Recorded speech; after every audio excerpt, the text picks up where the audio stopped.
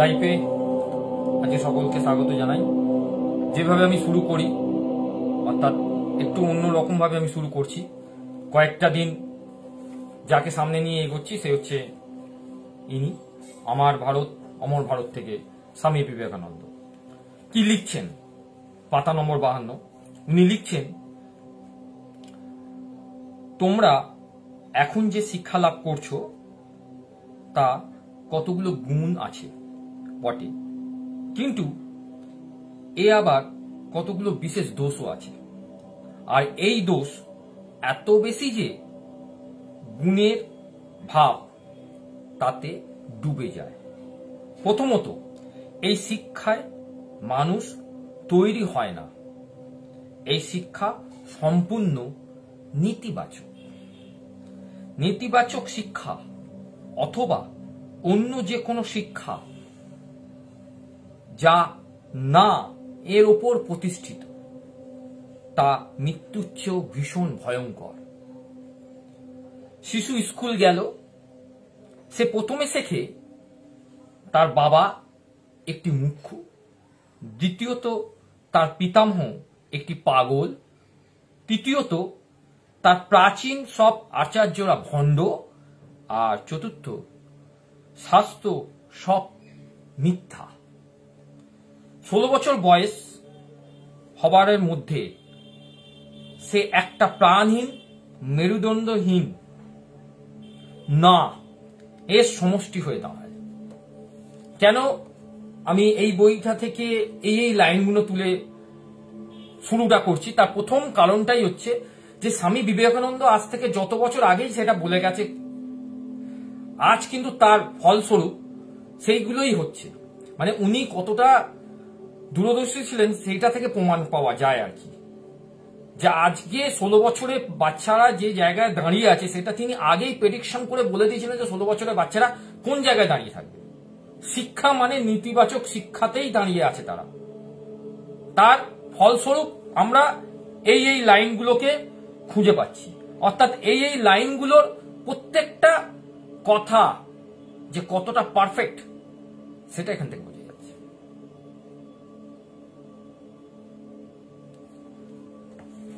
তাই লাইফ নতুন ভাবে নতুন রূপে শুরু করব এই অঙ্গীকার রাখছি আপনাদের কাছে।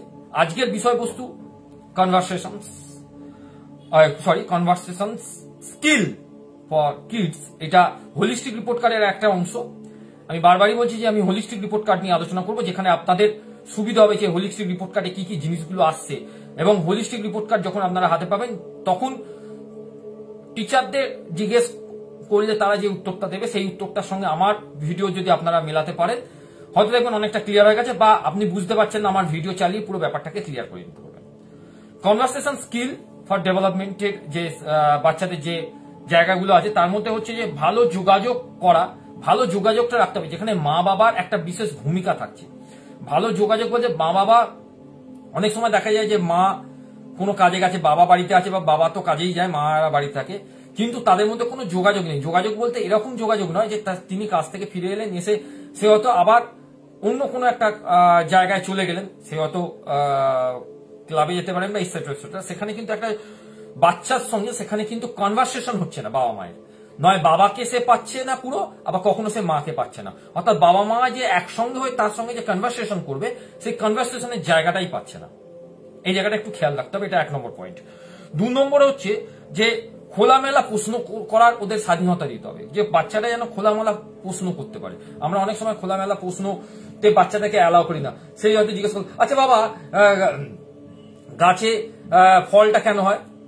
তুই যখন বড় হবে তখন বুঝতে পারবি গাছে কেন ফল হয়। গাছে ফল হবে না তো কোথায় ফল হবে? এই ধরনের প্রশ্ন তারা যখন করে তখন তাদেরকে উত্তর দিতে হবে, আমাদেরকে জানতে হবে সেই উত্তরগুলো। এটা সেকেন্ড, যে খোলামেলা প্রশ্নের। তৃতীয় হচ্ছে যে সক্রিয় শ্রবণ অনুশীলন করা, অর্থাৎ বাচ্চাদের মন দিয়ে কথাটা শোনা। মন দিয়ে আমরা বাচ্চাদের কথাই শুনি না। কেমন কথা শুনি না? ধরুন আপনি বাজারে গেছেন বাচ্চাটাকে নিয়ে, ও বললো, আচ্ছা বাবা ওই দেখো এই মাছটা না, এটা কি মাছ? আচ্ছা এটা তেলাপিয়া মাছ। বাবা তেলাপিয়া মাছ খাবো না? না তেলাপিয়া মাছ খেতে হবে না। কেন খেতে হবে না? খেতে হবে না বলছি, এ বাজে জিনিস। আপনি কেন বাজে জিনিস, আবার প্রশ্ন করে। অর্থাৎ তার যে শ্রবণে যে প্রশ্ন করার যে প্যাটার্নটা, সেই প্যাটার্নে কিছু না কিছু একটা সমস্যা আপনি তৈরি করছেন, সেইগুলোকে একটুখানি ফলো আপ করা। তারপরে হচ্ছে যে গেমস খেলানো, বাচ্চাদের সঙ্গে কনভারসেশনের যে স্কিলটা বাড়ে সেটা কিন্তু গেমসের দ্বারা বাড়ে। সেটা লুডো হোক, দাবা হোক, আউটডোর হোক, ইনডোর হোক, যে কোনো গেমস হোক, প্রত্যেকটা গেমসেই বাচ্চাদের সঙ্গে একটা জিনিস আপনাদের পাবেন আপনারা, সেটা হচ্ছে যে কনভারসেশন করতে গেলে গেমস, প্রচুর গেমস। আমরা ছোটবেলায় আপনারা হয়তো মনে আছেন যে আমরা লুডো খেলতাম, চাইনিজ চেকার খেলতাম, ব্যবসায়ী খেলতাম, বিভিন্ন রকম আইটেমগুলো নিয়ে আমরা খেলাধুলো করতাম। তাহলে সেখানে আমরা কনভারসেশন হচ্ছে, বন্ধুর সঙ্গে বন্ধুর কনভারসেশন হচ্ছে, চোর পুলিশ খেলতাম। কিন্তু এখন সেই খেলাগুলো অনেকটা কমে গেছে। অর্থাৎ সেই জায়গা থেকে আমাদের কনভারসেশনের জায়গাটাকে ঠিক করতে হবে, ইতিবাচক শক্তি বৃদ্ধি করতে হবে। ইতিবাচক শক্তি মানে হচ্ছে যেগুলো একদম পজিটিভ ওয়েতে কাজ করা সম্ভব হয়, প্রত্যেকটা ছোট ছোট কাজকে পজিটিভ ওয়েতে নিয়ে যাওয়া।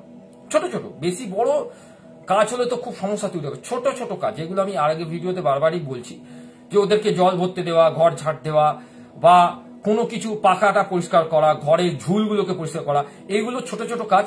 তাতে ওরা বেশি বুস্ট হবে, এবং যত বেশি ওরা বুস্ট হবে এইগুলোতে, তত বেশি ওরা কিন্তু ভেতর থেকে কনভারসেশনের যে জায়গাগুলো, তাতে বাবা দেখো এখানে না ঝুল হয়েছিল, এই ঝুলটাকে আমি পরিষ্কার করলাম। কেন এখানে ঝুল হয়? ও মাকে বলবো তাহলে ওখানে গিয়ে রান্নাটা করতে, এখানে রান্নাটা করতে, এখানে এত ঝুল হচ্ছে। তার মানে এই যে কনভারসেশন গুলো হচ্ছে, এই কনভারসেশন গুলো হওয়া ভালো। কারণ একটা বাচ্চা যত বেশি কথা বলবে, তত বেশি তার ওরাসি ক্লিয়ার হবে, আর যত বেশি কম কথা বলবে তার ওরাসিটা ক্লিয়ার হবে না, এবং পরবর্তীকালে সে কিন্তু কথা বলতে আর পারবে না, তার ইচ্ছেই করবে না।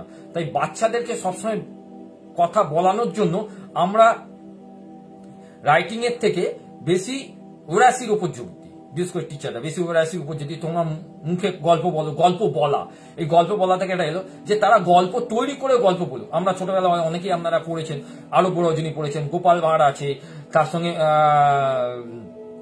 চাঁদ মামা আছে, নন্টে ফন্টে আছে। এই ধরনের গল্পগুলো তখন ছোটবেলায় খুব পড়া হতো, এবং বন্ধুদের আমরা বলতাম এইটা ওটা ওটা, এবং গল্পের একটা আলাদা পিরিয়ড হতো, সেখানে গল্প বলা হতো। কিন্তু এখন পরিস্থিতির চাপে হোক বা যে কোনো চাপেই হোক, আপনাদের বাচ্চাদেরকে সেই সব বইগুলো ডেলিভার করাটা খুব চাপের হয়ে গেছে। যার জন্য কি হচ্ছে, বাচ্চাদের কাছে সেই জায়গাটা ক্লিয়ার হয়নি, এবং ক্লিয়ার হয়নি বলে ব্যাপারটা অনেক বেশি কি হচ্ছে না, প্রবলেম অ্যারাইজ করছে।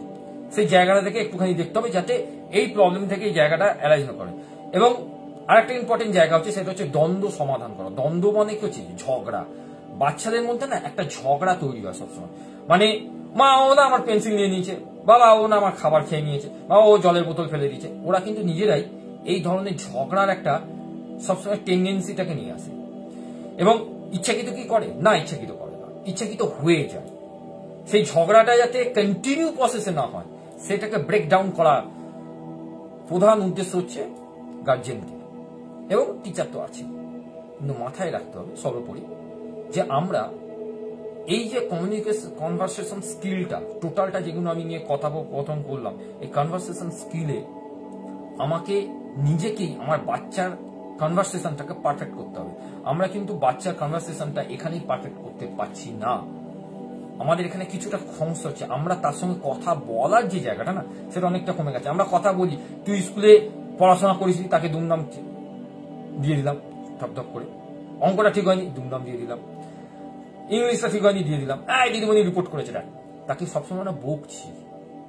কিন্তু কনভারসেশন সে বকা না, কনভারসেশন হচ্ছে বিভিন্ন বিষয় নিয়ে তাকে বোঝানো, তাকে বলা, তাকে সেই সম্বন্ধে একটা সুন্দর স্টোরি তৈরি করা, তাহলে কনভারসেশনটা ক্লিয়ার হয়ে যায়। সামনে এরকম কালকে 5ই জুন বিশ্ব পরিবেশ দিবস। সেই বিশ্ব পরিবেশ দিবস কেন মা, বিশ্ব পরিবেশ দিবস, আচ্ছা জানিস তো ছোটবেলায় আমরা বিশ্ব পরিবেশ দিবসে না এই গাছ লাগাতাম, বিভিন্ন মাঠে গিয়ে গাছ লাগাতাম। এই এখন তো গাছ ফাছ লাগানো হয় না, চল না কালকে একটুখানি একটা দেখে এটা গাছ কিনে বা গাছ লাগে। এই ধরনের কনভারসেশন কেন বিশ্ব পরিবেশ দিবস পালন করা হচ্ছে, কি কারণে তার ব্যবহারটা হচ্ছে, এই যে ছোট ছোট ছোট ছোট কথোপকথন স্কুল এইগুলো করাবার চেষ্টা করে, স্কুল করাতে চেষ্টা করছে, আপনাদেরও করাতে হবে।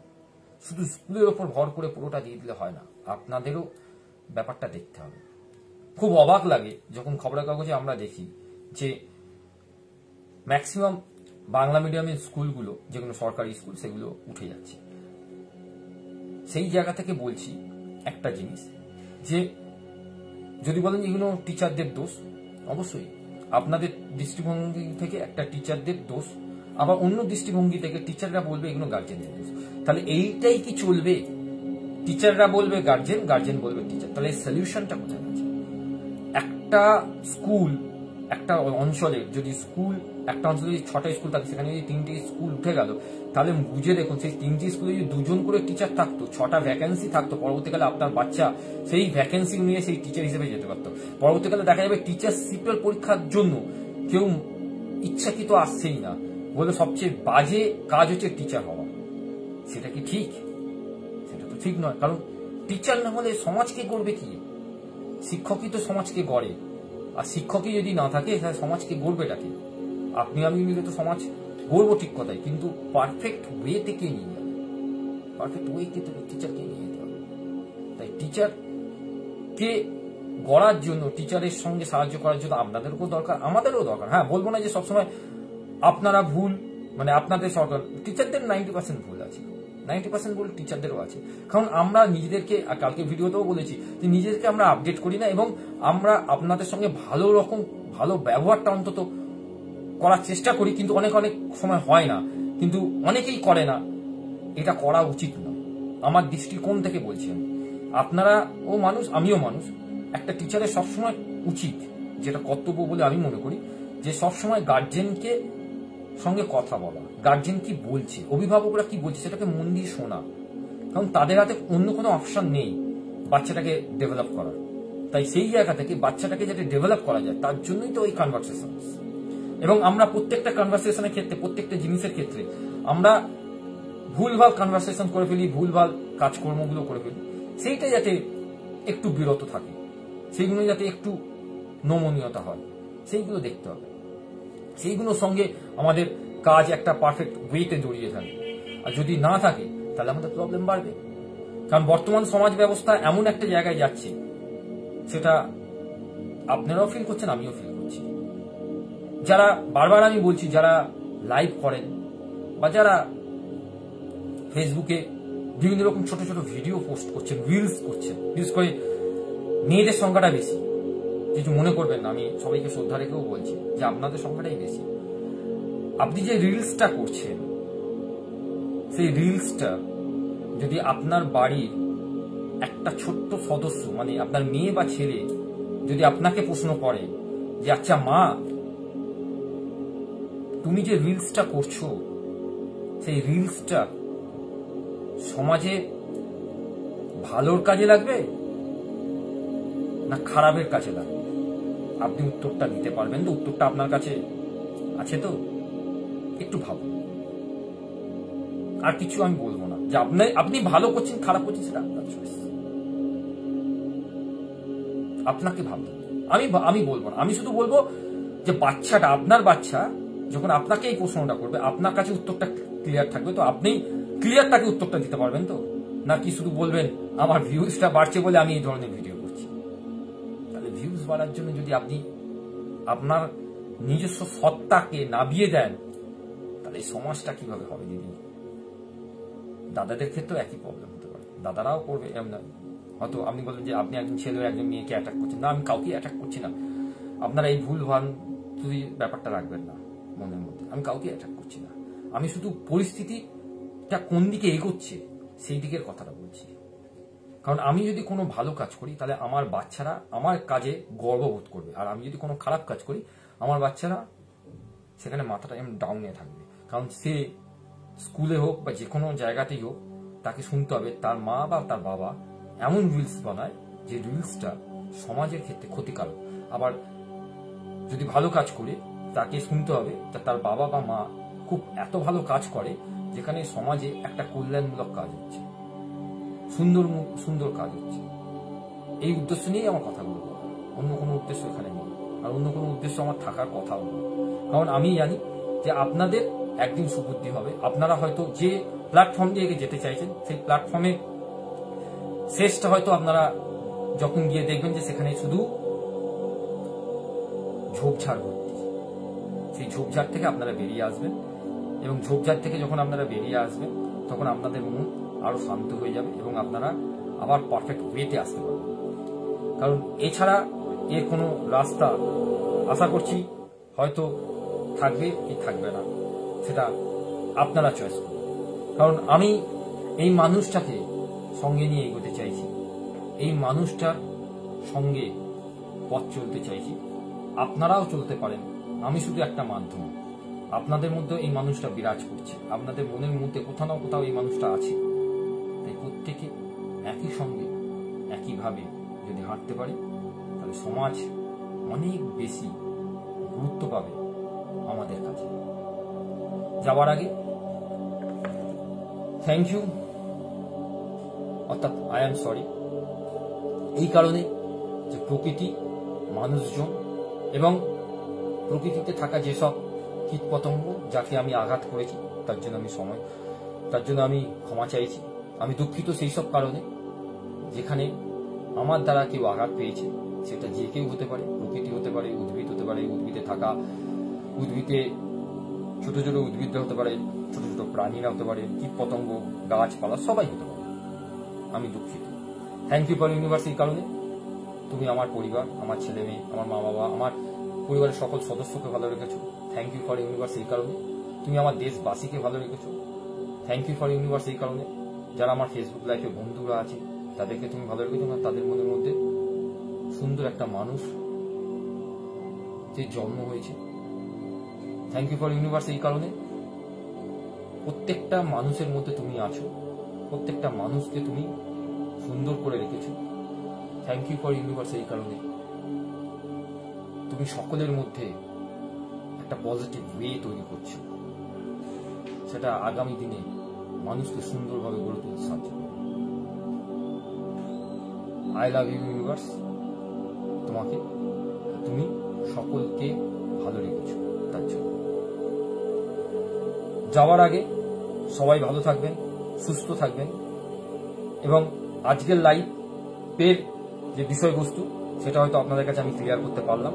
আশা করছি আগামী দিনেও আমি ক্লিয়ার করতে পারবো এবং প্রত্যেকটা লাইফের নতুনত্ব কিছুটা কিছু থাকবে, যে নতুনত্বগুলো একদম নতুন ভাবে আপনাদের কাছে আসবে এবং যেগুলো হয়তো আপনাদের মনের কিছু কথা, যে কথাগুলো হয়তো আমরা কখনো শুনেছিলাম কখনো শুনিনি, সেই কথাগুলোকে নিয়েই আমার লাইভ করা এবং প্রত্যেকটা ক্ষেত্রে বাচ্চাদেরকে নিয়ে আমি লাইভ করব, বাচ্চাদের বিভিন্ন বিষয় নিয়ে লাইভ করব এবং যে বিষয়টা প্রতিটা লাইভেই আমি বলছি আর একবার রিপিট করে দিই যাওয়ার আগে, যে আমি চেষ্টা করব বিভিন্ন ওয়েতে প্রতি রবিবার থাকতে, যেখানে আপনাদের সঙ্গে আমাদের কানেকশন হবে।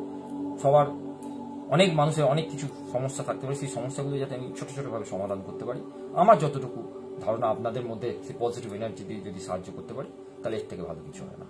এই বলে আজকের লাইভ আমি শেষ করছি। সবাই ভালো থাকবেন, সুস্থ থাকবেন। শুভরাত্রি।